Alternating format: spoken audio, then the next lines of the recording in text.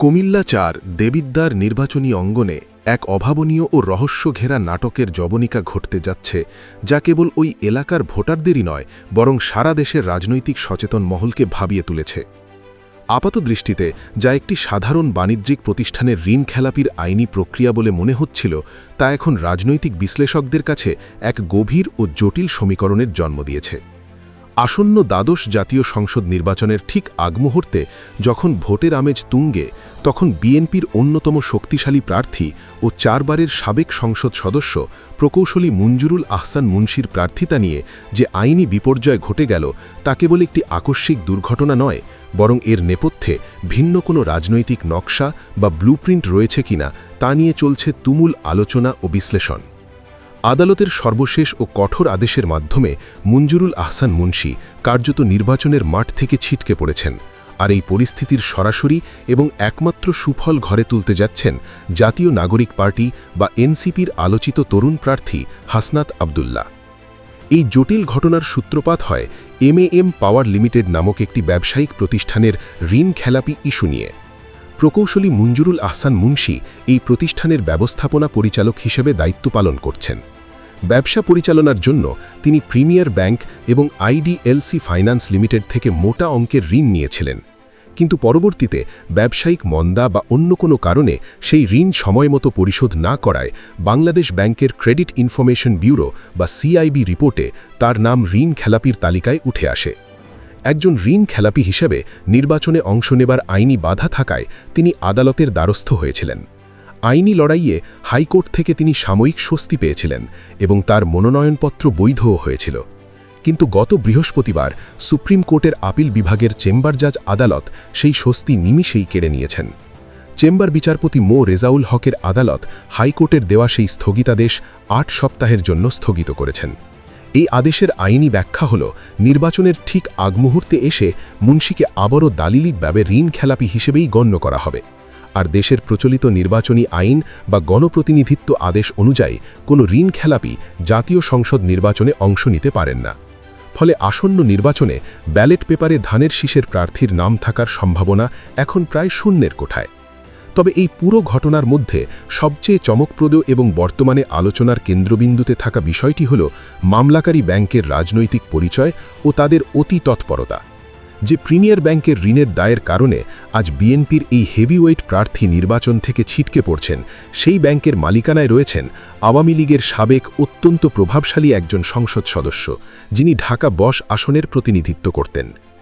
রাজনৈতিক মহলে এবং দেবিদ্বারের সাধারণ মানুষের মনে এখন একটাই প্রশ্ন ঘুরপাক খাচ্ছে যে আওয়ামী লীগ তো এই নির্বাচনে অফিসিয়ালি নেই বা তাদের অবস্থান নড়বড়ে, কিন্তু তাদের মালিকানাধীন ব্যাংক কেন বিএনপির একজন প্রার্থীকে আটকাতে এত মরিয়া হয়ে উঠল?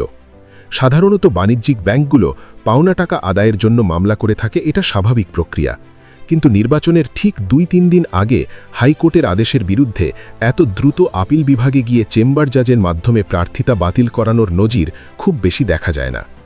ব্যাংকের এই অতি উৎসাহী আইনি তৎপরতা কি শুধুই পাওনা টাকা আদায়ের জন্য, নাকি এর পেছনে রয়েছে কুমিল্লা ৪ আসনটি হাসনাত আবদুল্লার জন্য ফাঁকা করে দেওয়ার কোনো সুগভীর রাজনৈতিক ষড়যন্ত্র? সাধারণ ভোটার ও রাজনৈতিক পর্যবেক্ষকদের মনে দানা বাঁধছে নানা সন্দেহ ও অবিশ্বাস। হাসনাত আবদুল্লাহ এবং তার দল এনসিপি নিজেদের নতুন রাজনৈতিক শক্তি এবং পরিবর্তনের দূত হিসেবে দাবি করলেও বিএনপির প্রার্থীকে সরাতে আওয়ামী লীগ নেতার মালিকানাধীন ব্যাংকের এই রহস্যজনক ভূমিকা অনেক প্রশ্নের জন্ম দিচ্ছে। অনেকেই মনে করছেন হাসনাত আবদুল্লার বিজয়ের পথ পরিষ্কার করতেই হয়তো নেপথ্যে বড় কোনো রাজনৈতিক বোঝাপড়া বা ডিল হয়েছে, কারণ মঞ্জুরুল আহসান মুন্সি যদি নির্বাচনে টিকে থাকতেন তবে হাসনাত আবদুল্লার জন্য বিজয়ী হওয়াটা ছিল বেশ কঠিন ও চ্যালেঞ্জিং। কিন্তু এখন প্রধান প্রতিপক্ষ মাঠ ছাড়া হওয়ায় বিনা প্রতিদ্বন্দ্বিতায় বা নামমাত্র প্রতিদ্বন্দ্বিতায় হাসনাতের সংসদ সদস্য হওয়ার পথ সুগম হয়ে গেল। আওয়ামী লীগের প্রভাবশালী মহলের এই পরোক্ষ আইনি সহযোগিতা কি প্রমাণ করে যে হাসনাত আবদুল্লাহ কাদের সাথে চলাফেরা করেন বা কাদের স্বার্থ রক্ষা করছেন? এই প্রশ্ন এখন দেবিদ্বারের চায়ের দোকান থেকে শুরু করে ড্রয়িং রুম পর্যন্ত সর্বত্র আলোচিত হচ্ছে। অনেকেই বলছেন হাসনাত আবদুল্লাহ মুখে পরিবর্তনের কথা বললেও তলে তলে তিনি হয়তো পুরনো স্বৈরাচারী কাঠামোর সাথেই হাত মিলিয়েছেন। এর আগে মনোনয়নপত্র যাচাই বাছাই পর্বে যখন রিটার্নিং কর্মকর্তা উচ্চ আদালতের নির্দেশের প্রতি সম্মান দেখিয়ে মঞ্জুরুল আহসান মুন্সির মনোনয়ন বৈধ ঘোষণা করেছিলেন, তখন হাসনাত আবদুল্লার প্রতিক্রিয়া ছিল বেশ আক্রমণাত্মক ও হতাশার। তিনি রিটার্নিং কর্মকর্তার সিদ্ধান্তের স্বচ্ছতা নিয়ে প্রকাশ্যে প্রশ্ন তুলেছিলেন এবং মুন্সির বৈধতাকে নির্বাচনের আগেই তার বিজয় হিসেবে কটাক্ষ করেছিলেন। তার সেই বক্তব্যের রেশ কাটতে না কাটতেই আদালতের রায়ে যখন মুন্সি ছিটকে পড়লেন, তখন হাসনাতের সেই ক্ষোভ আর থাকছে না, বরং তার জন্য বিজয়টা এখন হাতের মুঠোয় চলে এলো। বিএনপি প্রার্থীর অনুপস্থিতিতে হাসনাত আবদুল্লার বিরুদ্ধে শক্তিশালী কোনো প্রতিপক্ষ না থাকায় নির্বাচনটি এখন একপেশে হয়ে যাওয়ার প্রবল সম্ভাবনা রয়েছে। ভোটারদের মধ্যে অনেকেই হতাশ হয়ে বলছেন যে খেলাটা ভোটের মাঠে হওয়ার কথা ছিল, তা এখন আদালতের বারান্দায় নির্ধারিত হয়ে গেল। যদিও আইনজীবীরা বলছেন যে মঞ্জুরুল আহসান মুন্সির সামনে আপিল বিভাগের পূর্ণাঙ্গ বেঞ্চে আপিল করার একটি ক্ষীণ সুযোগ রয়েছে, কিন্তু নির্বাচনের তফসিল ও সময়সীমা বিবেচনায় তা বাস্তবায়ন করা প্রায় অসম্ভব। কারণ নির্বাচনের আর মাত্র কয়েকদিন বাকি। এই অল্প সময়ে আইনি প্রক্রিয়া শেষ করে প্রার্থিতা ফিরে পাওয়া অলৌকিক ঘটনার মতো।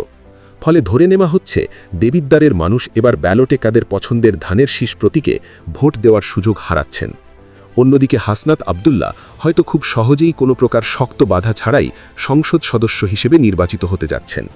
তবে তার এই বিজয়ের পেছনে প্রিমিয়ার ব্যাংকের ভূমিকা এবং আওয়ামী লীগ সংশ্লিষ্টদের এই আইনি তৎপরতা দেবিদ্বারের রাজনীতির ইতিহাসে একটি বিতর্কিত ও কালো অধ্যায় হিসেবেই থেকে যাবে। নির্বাচনের মাঠে ভোটের লড়াইয়ের চেয়ে আদালতের বারান্দায় এবং ব্যাংকের নথিপত্রে যে রাজনীতির খেলা চলল, তা শেষ পর্যন্ত কার স্বার্থ রক্ষা করল এবং জনগণ আসলে কাকে বেছে নিতে চেয়েছিল, সেই প্রশ্নটি দীর্ঘকাল ধরে দেবিদ্বারের রাজনৈতিক আকাশে উকি দেবে। হাসনাত আবদুল্লাহ এমপি হতে পারেন, কিন্তু এই প্রক্রিয়ার স্বচ্ছতা ও নৈতিকতা নিয়ে যে প্রশ্ন উঠল, তা তার রাজনৈতিক কেরিয়ারে এক বড় দাগ হয়ে থাকতে পারে।